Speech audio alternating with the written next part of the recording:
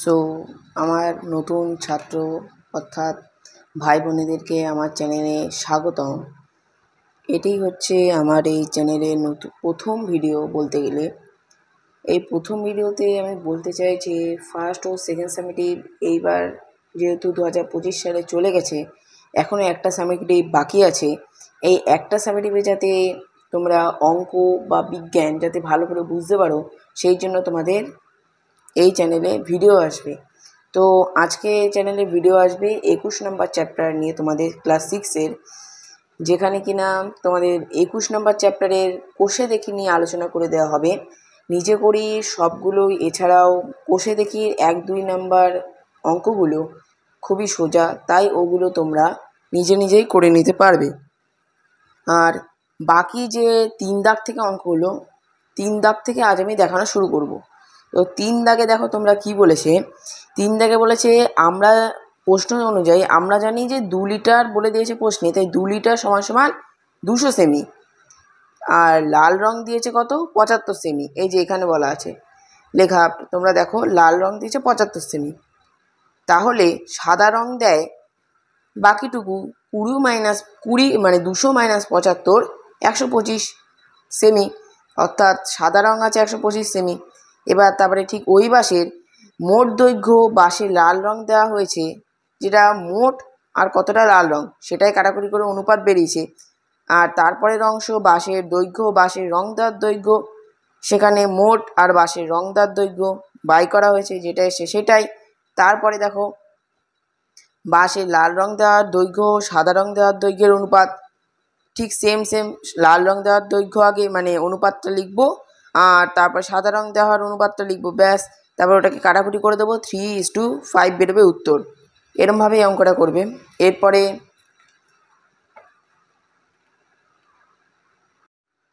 5 দাগটা দেখো। 5 দাগে বলে প্রশ্ন বলেছে আমার কাছে 26টি স্ট্যাম্প আছে, ধরি আমি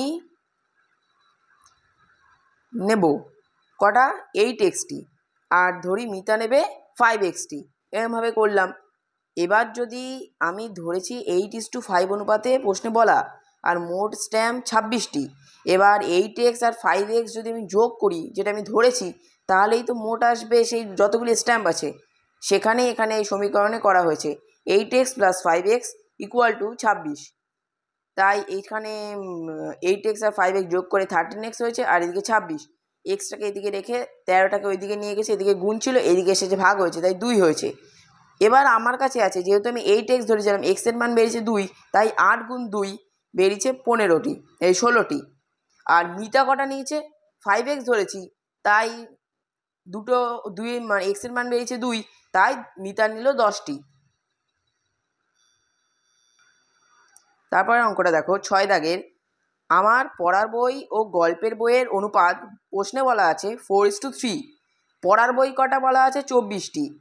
এবার ধরি পড়ার বই আছে 4x আর গল্পের বই আছে 3x।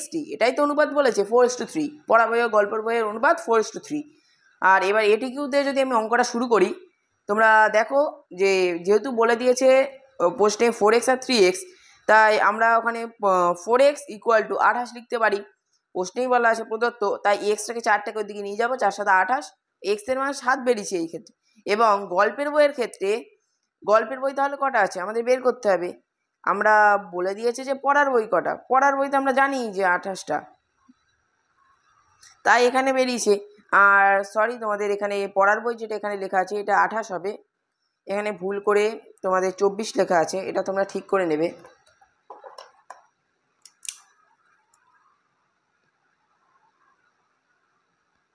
এটা 28 হবে। আর তারপরে 4x, যেহেতু আমরা জানি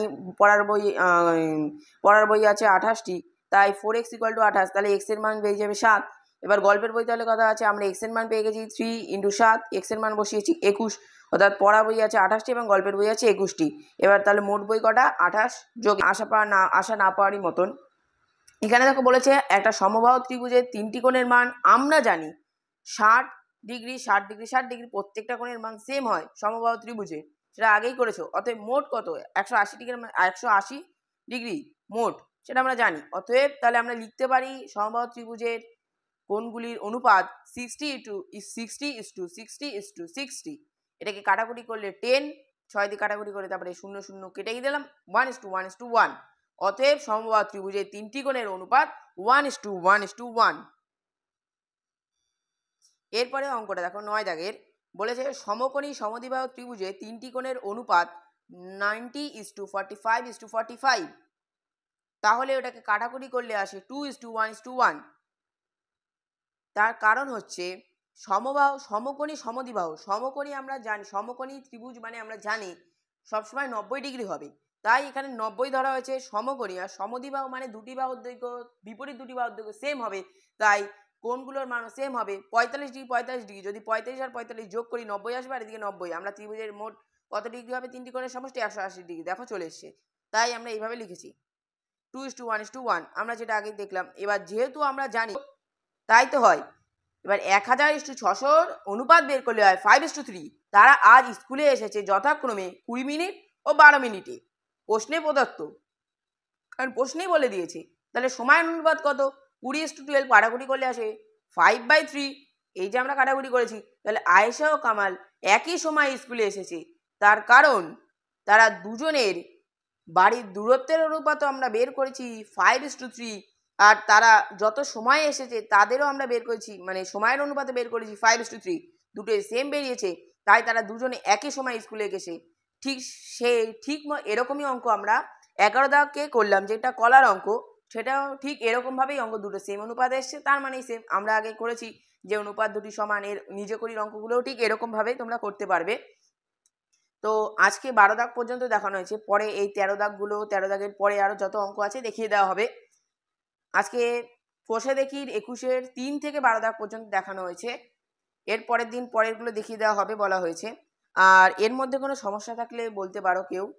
আর এরকম পরপর ভিডিও পেতে হলে তোমরা সাবস্ক্রাইব করে দাও। আজকের ভিডিওটি এই পর্যন্তই। So by.